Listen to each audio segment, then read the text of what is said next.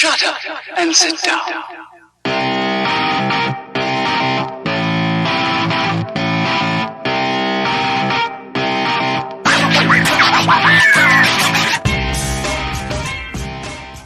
Good morning, afternoon, or evening from wherever you're listening across the world. Welcome to another episode of Just Ball Things. Jackie boy fixing up his hair, which definitely needs it. You got a few strays. Look at mine, nice little tight little bun. Yours is all over the place. With me today, as always, is the J-Man, Jack Manuel, in his new digs, his new home studio. How are you, buddy? My third podcast today.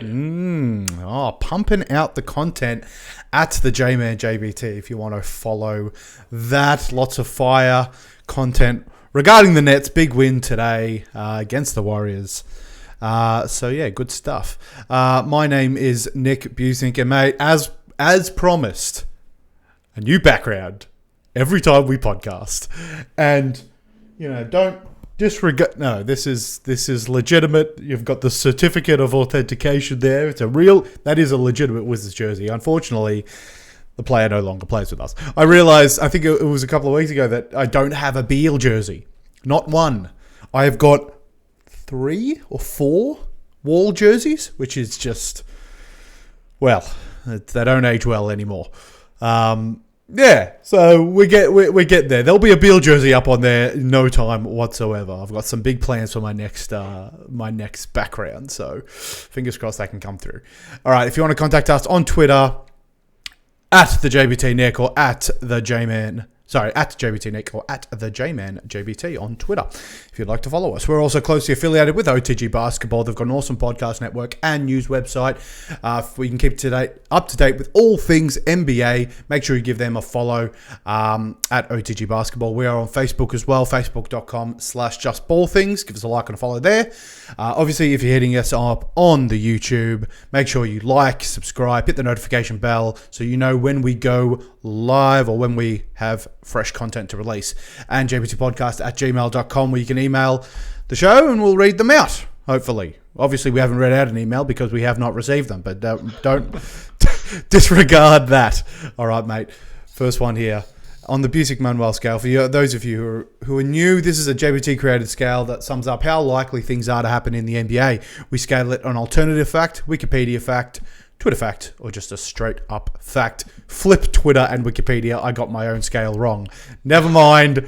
Mate, this is the tightest MVP race in years. What's your take on this one?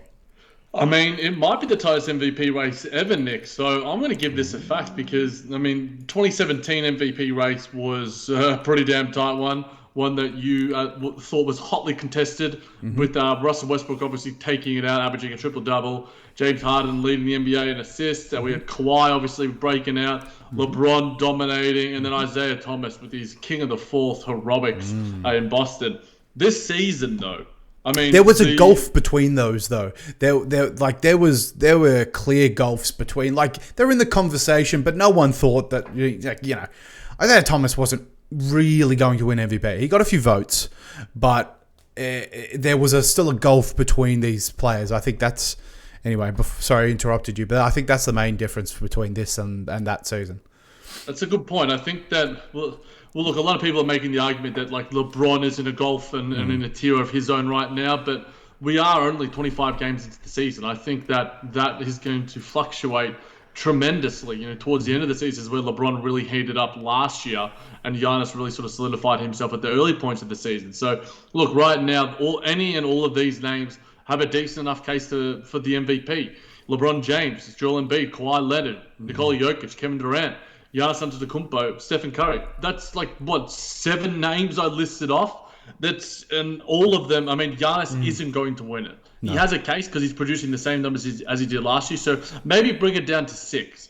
And we've obviously alluded to Joel Embiid and such, and LeBron James. But Kevin Durant comes back today and is doing incredible things, as he always does whenever he's out on the basketball court. Stephen Curry is just a goddamn mother on playing as well as he did in his MVP years. So look, I think this is the closest MVP race in quite a while, Nick. And look, we're only 25 games in. Come game 72, I think it's going to be just as close. And we know what the distinguishing factors are going to be for LeBron James, for Joel Embiid, for Stephen Curry. If he can get his team into like a 5 or 6 seed, maybe even a 4 seed. Same for Nikola Jokic. Kevin Durant. The Brooklyn Nets finished with the best record in the NBA. A lot of people are probably saying that James Harden and Kyrie Irving will take votes away from him. But look, everyone was thinking that Anthony Davis would usurp LeBron James at this point in time, but that hasn't been the case either. The argument for those 7 players, you can certainly convince me either way. Yeah, I think the record currently, obviously, the 76ers taking top of the East, will obviously always plays a massive part of it. And I think that's why Joel Embiid has picked up so much momentum. The Sixers, for the first time in this era, they have been sort of top of the East and really dominating. Every other season, it's been, third, second, maybe, just floating around that sort of upper echelon of the Eastern Conference. But right now, they're taking their oppositions by storm, which is another quite impressive fact. And I mentioned this a few episodes ago, that the MVP is less of an MVP and more of the most improved player. So we tend to favor guys, and that comes a lot in storyline. We tend to favor guys who are making that leap from all-star to superstar, It happened to Giannis when he sort of sprung into the league. It's not surprising that he won most improved and then MVP. I think it was that next season. I think he went back-to-back in that sort of respect. We saw the Russell Westbrook one, how he upped his level to a triple-double sort of worthy performance. We're considering LeBron James right now, one, because the Lakers are, beasting, but LeBron has shown the depth of his game in his three-point shot. A lot of people are sort of pointing to that, the sheer amount of minutes he's playing as well. He's not sort of resting on his laurels. So there is change from last season. Obviously, that's why I don't think Giannis can win it, because there's not that same storyline, and that's the sort of most improved player side, which isn't right. But it is what it is. Jason Tatum even was probably at that table. He's injured. He's missed a few games now, but he and Jaylen Brown were the main contributors to that Celtics team. When they were absolutely firing, obviously cooled off a little bit now. It's sort of weird to see how dominant the Jazz have been, and then not an MVP in sight, like not even close. It's like the Atlanta Hawks, in seasons old, where it was just the collective. And look, Rudy Gobert is probably the defensive player of the year right now. Mike Conley has been, revitalized, that sort of most improved bounce back thing that you were sort of alluding to, Nick. And Donovan Mitchell is continuing sort of the form that he had in the bubble. But yeah, look, since I've been following basketball, I've never been like, man, there's 6 or 7 guys that could legitimately lay a claim to... And it's the legitimacy of each case. I'm not going to be mad. Like, I'm on LeBron James. I'm a fan, so that's sort of why. That's the sort of where I lean. But I'm not going to be mad if you say Joel Embiid. I said Joel Embiid 2 weeks ago, 3 weeks ago. I'm not going to be mad if it's, it's probably those two. I could kick up a stink about it, really anyone else, but there is solid arguments for, like you said, 5 or 6 players in this league. Steph Curry, I mean, after what we had seen, he's almost shooting 50% from 3, like that's an MVP season. If he averages like 36 points, so there's a massive case there. Obviously, if Jokic and the Nuggets can, if the Nuggets can just freaking right the ship, man, there'd be another one. So you're right. It is completely open, and I can listen. I can at least listen to arguments. I couldn't listen to the Westbrook arguments in the Harden Westbrook year. Couldn't do it. But I can certainly listen to the arguments this year. It is tight. It is tight. Yep. Yeah. We'll certainly see how it all pans out as the year continues to progress. I think that a guy that I don't think is getting a lot of love, but I think does deserve it, is Kawhi Leonard. I don't think we've spoken about him much on the podcast. Clippers are going under the radar, sort of, third in the East. West. Yep. Yeah. Third in the West right now, right on the heels of the Lakers. So they've certainly been doing under the radar. And look, Kyrie Irving was the best player in the game against the Los Angeles Clippers, so maybe Kyrie Irving deserves some love, Nicky boy. Nah, I won't say that. But James Harden also is leading the league in assists, so maybe we could have trio MVPs in the same team. You're already having 3 All-Stars, mate. You leave the MVP to one person. I heard people saying this year on podcasts from people that I actually respect. I'm not going to allude to them. I said it on the Brooklyn Buzz that I recorded earlier that they don't think that James Harden is a lock for the All-Star game. Maybe last week, because I think I did say that last week, but he keeps on doing. The league in assists. I know he keeps doing these amazing things. 16 tonight. And then the further and further you get away from the start of the season, the less and less you remember of that start. And the tumultuous news around James Harden, but he seriously hasn't missed a beat, and he looks so much more comfortable as a facilitator than a scorer. And then the guy can just fucking step back, drain a 3 in your eye anyway. You're like, I think listening to the broadcasts today, I think Mike Breen was saying that you're just stuck. You are stuck defensively against this man because he can. You back off. It's that classic. You sort of back off him and he'll shoot, but you come up to him and he's the best playmaker on that floor. Steph Curry might have things to say about that, but on that night, James Harden definitely was. No, absolutely. It was an incredible game. We'll get to a little bit more in Brooklyn bits later on in the episode. But Nick, a team without an MVP contender, but has certainly been surprising many of us, is the Charlotte Hornets. And I put to you, the Charlotte Hornets are the most underappreciated team in the NBA. 6th in the East right now, Jackie boy. They're just below 500. And it's really like a lot of it is, LaMelo Ball might get the highlights here, might get the headlines, but Gordon Hayward is just a straight baller on this team. He is so good. They've been sneaky good, and I guess this is what this point is alluding to. So I'll say that most underappreciated. I think the Clippers are going underappreciated right now with what they're doing. The Jazz definitely. Sorry, that should. I don't think the Jazz are underappreciated anymore, my dude. Every podcast I'm subscribed to has the Jazz leading everything.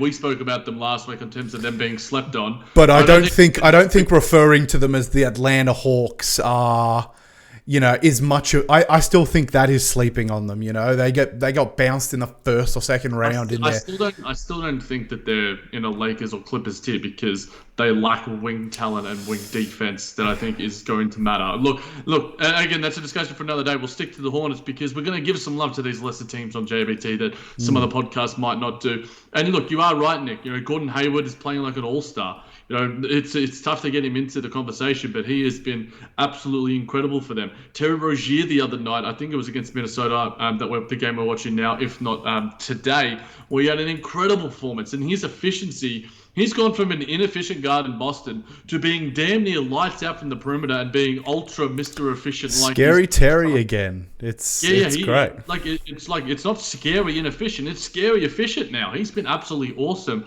And him and LaMelo have just a really nice cohesion and balance to them. Obviously, Airbnb, one of the best nicknames in the league. LaMelo Ball and Miles Bridges are throwing down highlights aplenty on House of Highlights and Bleacher Report. So, look, I think that they are certainly up there, Nick. I think you do make a decent point about the Los Angeles Clippers. The Brooklyn Nets still aren't getting the credit that I think that... No, I can't say that without a straight face. No, but in all seriousness, I think that they are one of the 2-3 teams in the league that I think aren't getting the kudos that they deserve. And look, they've been playing better than a lot of these other sort of teams that are vying for that sort of 8th seed and trying to get the 6th to sort of 10 seed. I think they've been better than the Atlanta Hawks in a lot of respects. I think that they've been clearly better than the Chicago Bulls. A lot of these other teams that are sort of fighting. And you can make an argument that they're, with the Indiana Pacers dropping off a little bit, they had such a hot start that they're in a similar sort of realm as that team. So, look, for me, Nick, I think this has to be pretty close to a fact, but I'll give it a strong wiki. Yeah, I mean, there's a few teams. I mean, are the Suns sitting at 4th in the West? Yeah, it's a good one. A bit of an underrated, bit of what's the most underappreciated team? There's an argument for that one. The Charlotte Hornets are definitely at that table in that conversation. Whatever piece of furniture you want them to gather around, they will be there. Where else can you gather around? Can you gather around, like, at our new place, and we've got the sort of like the kitchenette sort of area. Can you gather around that area? Yeah, gather around the bench. The bench, the hearth. If you really want to go like old school Game of Thrones, gather around the hearth. It doesn't matter. They are there. And they're just enjoyable to watch. If you have a chance to catch a Hornets game, if you're just flicking through League Pass and you're seeing a Hornets v Timberwolves game, slap it on, because the Timberwolves are bad and the Hornets will produce some great looking basketball. LaMelo Ball is heaps of fun. Obviously exceeding all the expectations that everyone had for him, or some people. Obviously, a lot of people were skeptical on how LaMelo Ball's skill will transition into the NBA. It's obviously transitioned quite well, and they're just this ragtag bunch of misfits almost, except Gordon Hayward. I mean, Gordon Hayward has improved. There was a bit of doubts, and I've never been super high on Gordon Hayward, even back in the Jazz days. But he is certainly earning his medal at the Hornets, and it's good to see. After such an injury, it's good to see him back on his feet and balling at a good capacity. So good on Gordon Hayward. Yeah, for sure. Charlotte Hornets are good basketball right now. They're good. They're good television. So catch them if you can. Definitely. They remind me, I know we bring a lot of EPL comparisons on this pod, Nick, with his Washington City-looking jersey there next to him. I think that they're a similar sort of vein to, like, Leeds United. They just got this sort of fun nature to them. You want to watch them, like Bamford reminds me a bit of LaMelo Ball. He's just a guy who's Bamford actually is probably a bit more like Gordon Hayward. But in saying that, no one's probably understanding what the hell I'm saying. But, it's our podcast. We can make comparison points to AFL, to EPL. We're just ball things, remember, That's guys? right. We didn't say the ball. Australian Opens happen right now. Maybe we'll throw in some tennis ball action, Who knows? Yeah. It's good times for the Charlotte Hornets, so they should be very, very pleased with themselves. Playoff bound, no doubt. I was literally about to ask you that, Nick. Do you think that they are going to finish, within at least within the play-in tournament, or do you think they could sneak in for a 6 seed and maintain where they are right now? Well, it's going to be hard because Raptors seem to have found some sort of form, kind of. The Heat as well, Jimmy Butler being back, will really push them. And then you look at further down, the Hawks, Bulls, Magic will all want to be making at least a play-in. So the competition's there. The Knicks are 7th at the moment, and I'm probably that's my more likely implosion between the net. Will you say that the New York Knicks will be quickly plummeting down there? Yeah, not bad, plummeting down the south.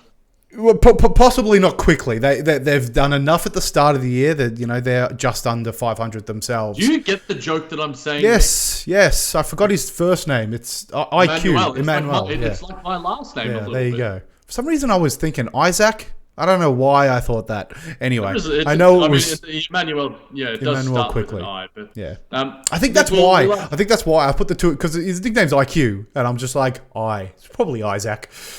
I'm wrong. It's a sick nickname. It is. It's like you're smart, and then you're also, I don't know, it's kind of cool.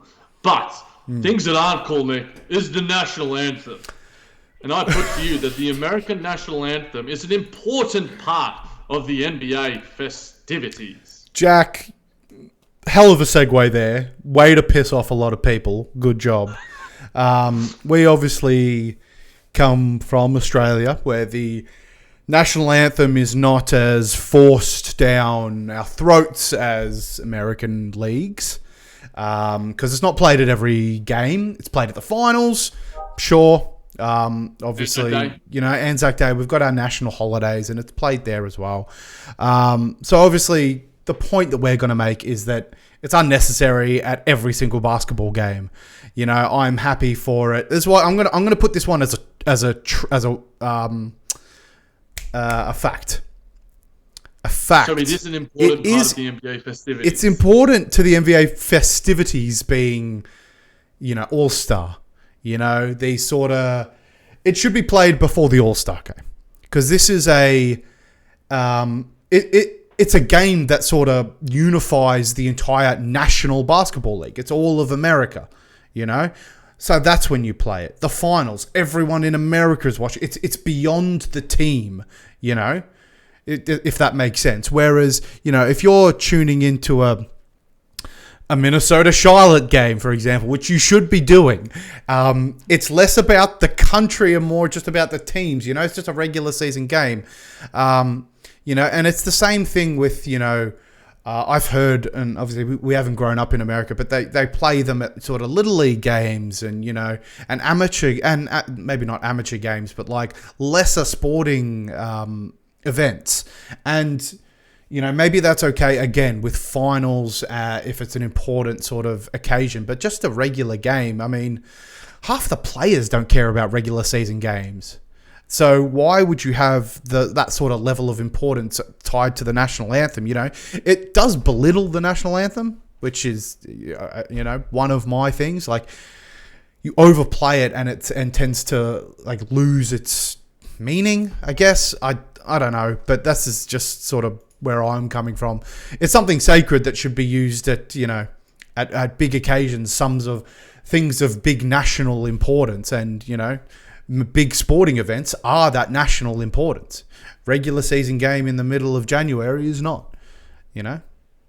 And yeah, look, the reason why I brought this up is there was a huge kerfuffle and huge uproar in relation to the Dallas Mavericks and Tim Cato, who reported he's got no backbone, Jack. He's got no backbone. Continue. Well, I think the funny thing is that for the 13, 14 games or whatever at their home games, Tim Cato reported that the national anthem wasn't playing. But no one noticed enough to point it out in the first place. So it took really quality reporting from Tim Cato of The Athletic. And then Mark Cuban is just like, look, we've consulted with, you know, our players and all the people, and just like, look, it doesn't provide a level of importance and significance to our players. And, you know, we've seen obviously Colin Kaepernick, you know, take a kneel and really set a movement in relation to what the national anthem represents right now. And like you mentioned, it's forced nationalism, it's forced patriotism, in a sense that, like, look, when we stand up for the national anthem or, you know, have to listen to it, it's at, you know, important moments where it's just like, okay, I can feel prideful about this. And, you know, at schools and stuff where they play it, it's just like, you know, you don't want to feel like you are forced to be a certain way, forced to be American. And it's just like, you have to, like when I went, whenever I go to games, it's just like Nets Hawks a couple of years ago, it's just like, why the hell am I standing up for this thing? Like, I get what it represents for some people, but in general, it's just a song. Like, the way how, and also the fact that there was a good article from Vincent Goodwell of Yahoo Sports who sort of said that, look, the NBA had an opportunity here to make some semblance of a stand and go, look, we're not going to keep playing this, because who do we actually have to appeal to? Like, what is the uproar going to be if we stop playing it? Like, are people going to stop watching the NBA? I honestly don't think that's going to be the case, because you have the I'm assuming the people that Mark Cuban was sort of trying to appeal to and such was the players. It was African-American men. And also the fact that he has like two international superstars who couldn't give a shit about the American national anthem and what it represents.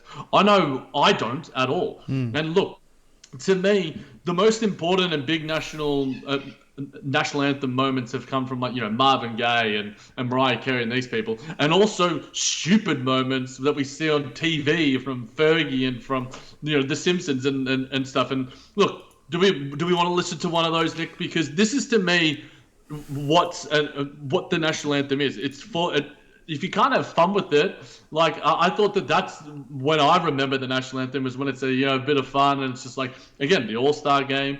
You know, Cyndi Lauper doing it at a big Springfield game as well. Let's have a listen.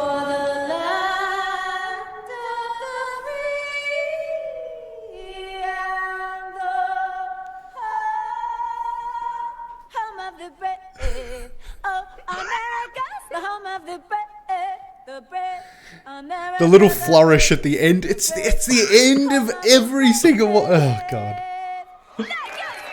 Just right there. I love you.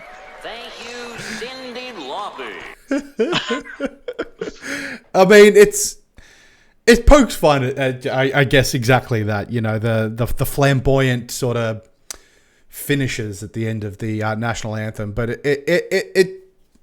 I mean, the national anthem right now in America does not indicate patriotism to a lot of Americans, and I think that's another issue. And the thing is, as well, like what Colin Kaepernick stood for, or took a knee for, that created and started a movement of kneeling and standing. Well, okay, standing for social injustice. And now the anthem represents the opposite of that in a lot of ways.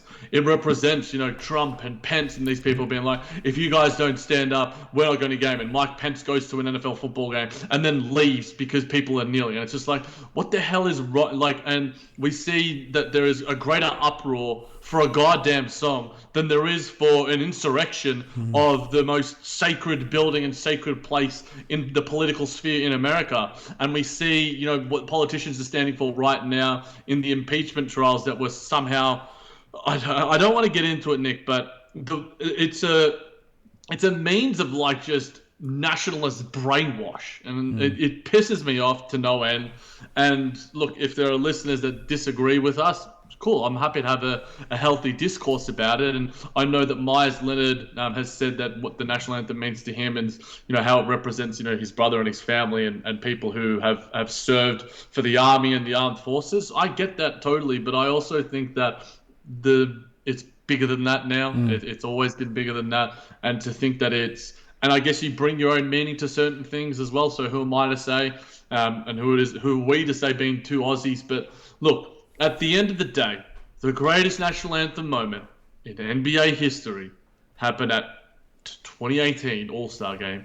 And thank you, Mrs. Fergalicious. Oh, Jack, boy, don't make me play this. Yes, do it. Can you see by the dawn's early light what's so proud? Can I turn it off? No. Make sure you watch it, because this is on YouTube. Subscribe, because we get the facial reactions from Draymond, which is classic. Yeah, the NBA players are the best part of this. It is. Cat, obviously, as well. Clay's breaking. Look at Clay. Katie. LeBron's cool ass. LeBron's breaking. Chances he's... I reckon there's a lot of just befuddled faces in there. It's just like, what is happening right now?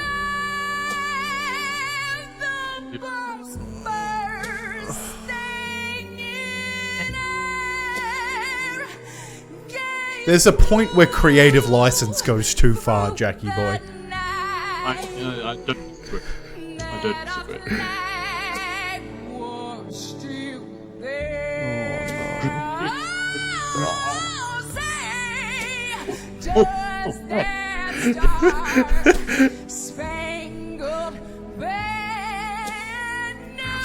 Cameraman's just like looking for reactions. Be like, pan to this guy, pan to this guy. Here we go, Draymond. Draymond and Steph. Jimmy Kimmel as well. Oh yeah. All right. That's about it. I'm done. Nick, now, in all honesty, isn't that more disrespectful to the national anthem than not playing it at all? Just butchering it. It's just a nightmare. And I mean, that famously went down as a nightmarish. I mean, her life before. I mean, I've seen a few. Like, but she does too much with it. Like, oh man, I don't want to sound like a freaking like a boomer here, but I'm just not a fan. Not a fan of the Fergalicious definitions. Make the boys go loco. Not a fan. Funnily enough, Nick, I'll just end it with this. At the end of the day, the national anthem doesn't slap. You know what slaps? Brooklyn Bits. Brooklyn Oh, Bits. you have caught me off guard, Jackie boy.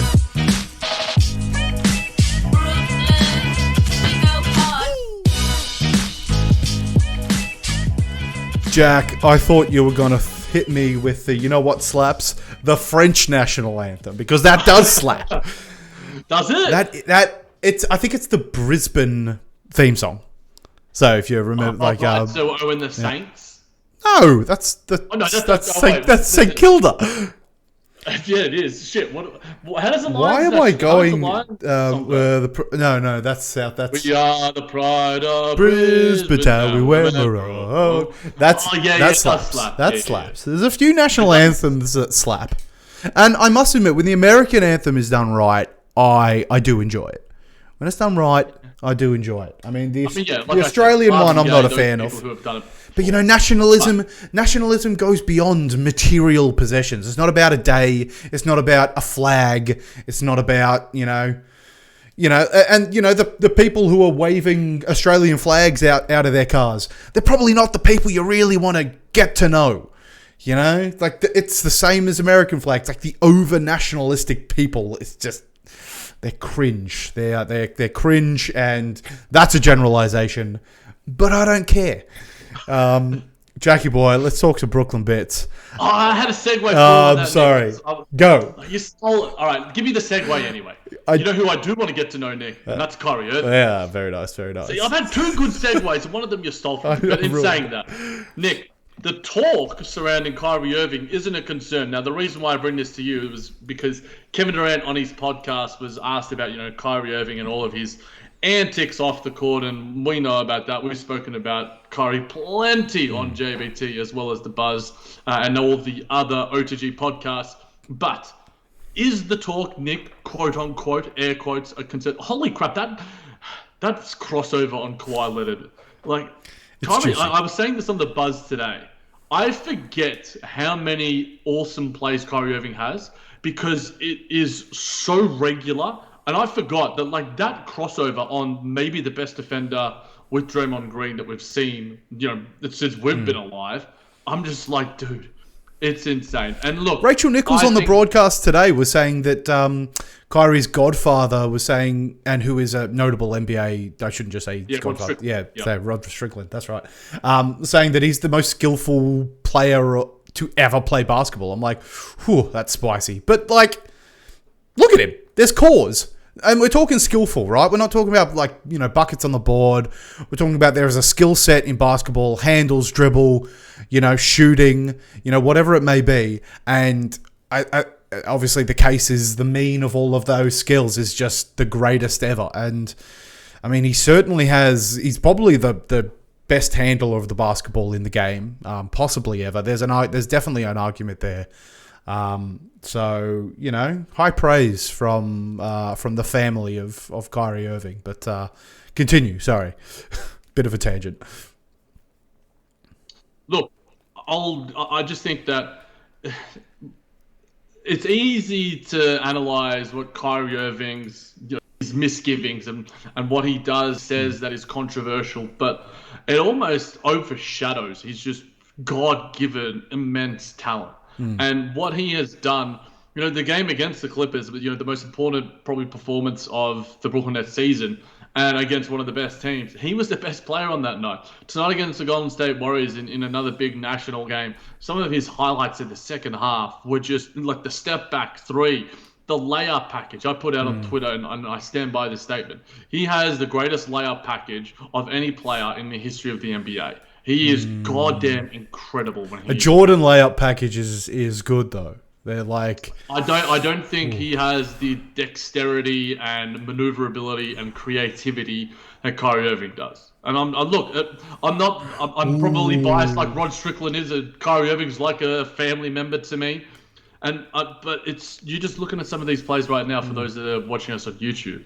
It's just no other player can do this. Like literally. Like the Euro step finishing with the offhand. There was another finish against Miles Turner the other night where he was going to finish with the right, but he knew Miles Turner, one of the greatest shot blockers in the league, was going to get his hand on it. And he's like, you know what? I want to change to my left hand here because I don't want the shot to get blocked. He is truly an incredible marvel, and everything that he's done on the court this season, I don't think has been appreciated enough, Nick. I put out the there's too much bad press around Kyrie Irving for it to be appreciated. And that's, through some faults and, some not fault of his own, He's got this stigma, and it's hard to break free of that. And once you got the media off your side, then it's super hard to come back from that and be seen in a positive light. Media stop reporting on the good things you do, and they only focus on the bads, and then it can snowball from there. And it's hard. And media members like you, Jackie boy, and I count you as a media member. You have a lot of media out there. You're the anti-media, so you've got to show the people exactly the good stuff that Kyrie Irving can do, and we're doing it on this podcast. Yeah, on this podcast, on The Buzz, quite consistently. I like to think that despite being cheerleaders, as we've been called in one of our iTunes Apple reviews before, that we are still provide a level of objectivity. And I did criticize Kyrie Irving for partying maskless for his sister's birthday at that venue. Obviously, I don't know the circumstances beyond that, but insane. There've been people that have called me out and given me screenshots and receipts of my criticism of Kyrie Irving. There are times where he does deserve to be criticized, but there's also times where you're just like, look at this dude play basketball, man. Just appreciate it. I said on today's Buzz recapping the Golden State Warriors game, he's one of the most joyous players ever.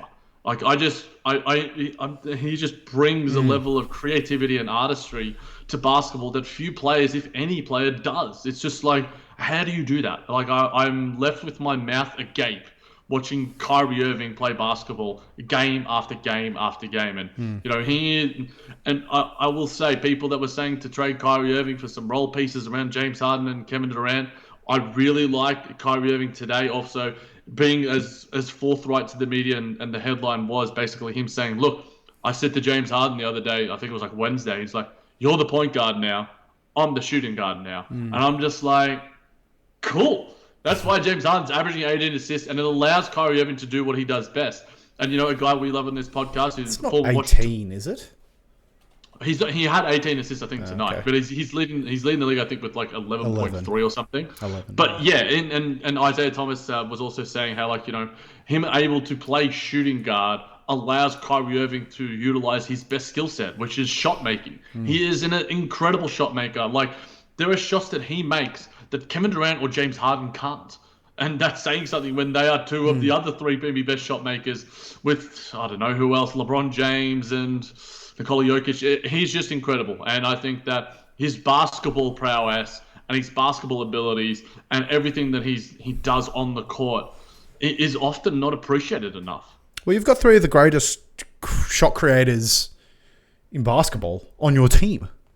Just amazing. I saw one play and I really wanted to clip it, but I didn't know how, so I didn't. There was one possession where Steph defended Kyrie and Steph defended KD and caused KD to not turn over the ball, but to kick it out. He stopped that drive in. I'm like, people that say that Steph is a shit defender, just his impact is so much more than just on ball, and that was an example of great on ball defense, and that's against arguably the hardest player to defend ever, and he did a great job of forcing that shot away, rather the no shot. Anyway, that's a bit of a side point. Have some love for Steph Curry. He's not going to be around forever, just like LeBron James. Appreciate him while you can. The guy's an offensive mastermind, and he's not that bad defensively. Screw you guys. That's how you lose viewers. That's how you do it, said screw you guys. You said you've called out Americans. All the people that say that Steph is just a bad defender or a negative defender, it's not right. It's not right. I don't care. I don't care what you say. I love me some Stephen Curry, and I will bat for him. I will bat for him. So Nick, there's that. One person are you still going to bat for is Russell Westbrook. Time for some Wizards woes. The Washington Wizards is making noise. I drank some bleach all the way down to the blue, and now I'm starting to feel like Harry Potter. It's Wizards. It's Wizards, Jack. The other way. There we go. Orientation. It's hard.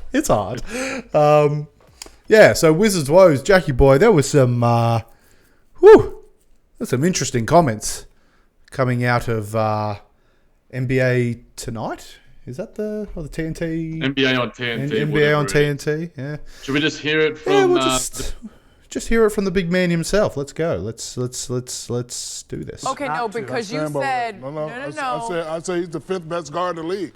That's what I said. I stand by what. But I said what? I stand by what. But you also said Westbrook was better than Donovan, and that's where I brought in career versus this season. And I stand by that too. And I'll say it on national TV, and I'll tweet it, and I'll debate. Yes, he is. I'll say it. I mean, look, you would take Westbrook over Donovan Mitchell right all day, now. every day. I'm not saying career. I'm saying this season. I don't go by this season because this season ain't over yet. What? How many times have you seen people have fast starts and then? It happens every year. Okay, so Donovan has shown that he's a consistent player from his rookie year up until now. I like Donovan, I really do, but no, you don't. Best player. I don't do that. I marvel over Steph Curry. I like Donovan. You don't. This is the second time you've openly bagmouthed. Oh, fucking Shaq. Boomers, man. Him and Chuck. They're as bad as each other. Chuck. It's just fusing the two. Shaq is generally better than Chuck, but this is nonsense. It's a weird hill to die on. Russell Westbrook is better than Donovan Mitchell, Nick. Now, provide some objectivity for me. I know you are. I mean, this season's not over, Jack. The season's not over, so I'm not counting this season. They never count this season because this season's not over. What's the point? Fuck, I hate people. I'm sorry.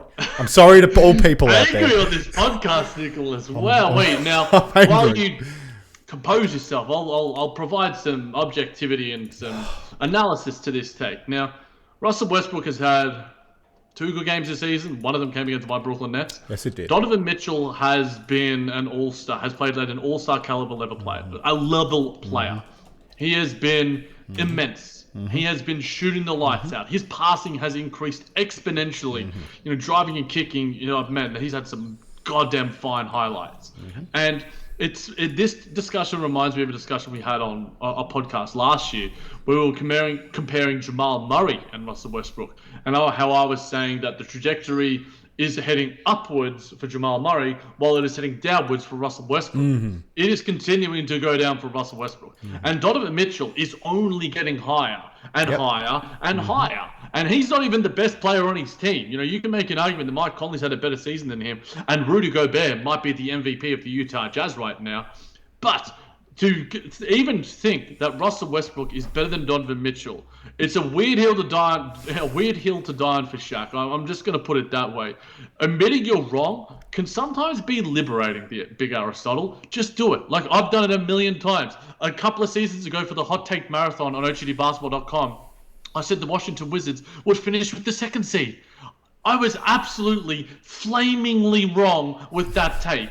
And I don't mind being wrong and looking stupid. It's when you're in the business of takes and recording on podcasts and writing articles and talking about a sport, you're going to be wrong. You don't have to keep dying on that hill and keep putting the nail in the coffin. Just admit that you were wrong, my dude. It's fine. Donovan Mitchell is incredible.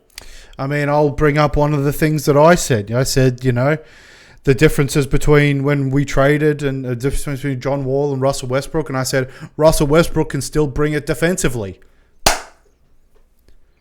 I was wrong.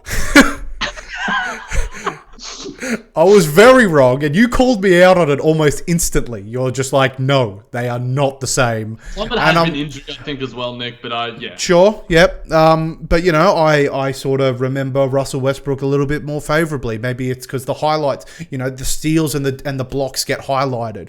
But, you know, the risk taking that he does, which aren't paying off right now, especially when you miss shots, are just super costly. And I'm saying that, obviously, I watch the Wizards more than any other team in the NBA. I'm saying that. I mean, I like the guy. I have to. He's on my team. If he wasn't on my team, then I wouldn't like the guy. You're saying this as you are sitting next to a John Wall jersey, the player which you traded for. Come back. He's the Messiah. Yeah, it's been rough. It's been rough for Russell Westbrook. The start was hot. The games weren't going, but he was on track to lead the league in assists, and I was like, beautiful. One of my takes from the preseason. This is coming through. Obviously, that's cooled off a little bit. He can have games where he absolutely shoots the lights out, but you don't want. The probability and the numbers say don't let Russell Westbrook shoot 20 shots a game. And I'm willing to believe that because we have Bradley Beal. Give him the ball. There are so many times, and to be fair, it must be something that they've discussed or something that Beal has just come to terms with, because there are possessions where Beal doesn't even look for the ball. Either he knows he's not getting it, or they've discussed it already that, these possessions are mine and these possessions are yours, or whatever. And that is wrong. I mean, Beal should be having a 100% usage rate right now. And Westbrook is in the latter stage of his career. We thought, I think I said this 2 seasons ago, that Westbrook's game relies so heavily on physical prowess that he's going to age. Athleticism. That he's going to age a lot quicker than other NBA players. And can he transform his game? He's shooting 32% from 3. Can he transform his game, Jack? Probably not. There are elements of Russell Westbrook that remind you of what Donovan Mitchell is doing right now in a lot of respects in terms of athletic guard. Yeah, for sure. But Mitchell is in almost the prime of his career being that athletic guard, and you can get away with it when you're 24 years old, not when you're 33, 32, I think he is. 32, yeah. It's a different game you need to be playing now, Westbrook, and I guess it's a little bit like Melo. Took him a while to come to terms with his place in the league. And maybe that's where Westbrook is right now. He's sort of having this existential crisis. But again, to belabor the point, he's not better than Mitchell. He's not better than Mitchell now. No way. Obviously, Westbrook's peak is higher than Mitchell's peak, because Mitchell's peak is right now. We haven't even seen the end of his career. And I don't know. I would argue that, I don't think there's much of an argument. Shaq does not watch the Wizards. He doesn't watch anyone that's not on, main sort of national TV. He didn't know who Christian Wood was a month ago. Obviously the Jazz aren't getting on national TV. So I'd love to know where he's getting these points from. It's just because Russell Westbrook used to be on national TV and he still thinks he's the same guard from 3-4 years ago. Probably. He's got him so lofty in his head that he comes out with crap like this. And I don't understand how someone can be have such a national TV show about basketball and be so ill-informed about basketball. And it just... I'm ill-informed about basketball, but I don't have that platform. And I'm probably not going to have that platform, Jackie boy. But, just let me rant. It's annoying to hear these sort of massive talking heads literally know nothing about basketball. It's annoying. No, I don't disagree. And look, you caught the tweet that I sent you the other day of Russell Westbrook doing some dance. He's great. I have no doubt that he's not, that he's good in a sort of locker room standing. The only bad thing is he commands a lot, but then can't back it up on the court, which is what he used to be able to. So you can lose a bit of respect and you can lose the locker room in that sense. But, he's vibing on the court. He's having a good time. He's a damn good dancer. I'll give him that. MVP of dancing. But, we're obviously talking about on-court play, which it's just, there's no competition. There's no competition. It's not like he's saying that, like you said, like Donovan Mitchell is not the best player on the Jazz. Fair enough. Arguments to be made about Conley. Is not even the best guard on the Jazz. You could shorten it by that extent. Jingles, exactly. But to say, it's, I don't know how many times. I don't have to repeat it. He's not better. Case closed. Pretty much, Nicholas. That's well it, Jackie put, boy. my friend. That's it for this episode, my dude. That's it. Good stuff, Jackie boy. I was animated. You've got your new digs and your new home, and hopefully we can keep this, and we will keep this podcast going. Get some stuff in the background. We'll deal with your lighting. You got a bit of an echo. We're gonna have to deal with the acoustics in your living room. We're gonna put like pads everywhere to really just get this real nice crisp sound. But we'll work on it, Jackie boy. You and me. Get your brother as well. All right, that just about does it for another episode. So we'd just like to say thank you for tuning in to Just Ball Things. As always, you can catch us on Apple Podcasts, Google Podcasts, Pocket Casts, Spreaker, Spotify, wherever it is you listen to your podcasts. We will be there. We are obviously also available on YouTube. And if you are listening to this podcast, I bet that national anthem segment was the most boring thing in the world because you couldn't see our reactions. You couldn't see the players' reactions. So do us a favor. OTG Basketball is the YouTube OTG Basketball is the YouTube channel.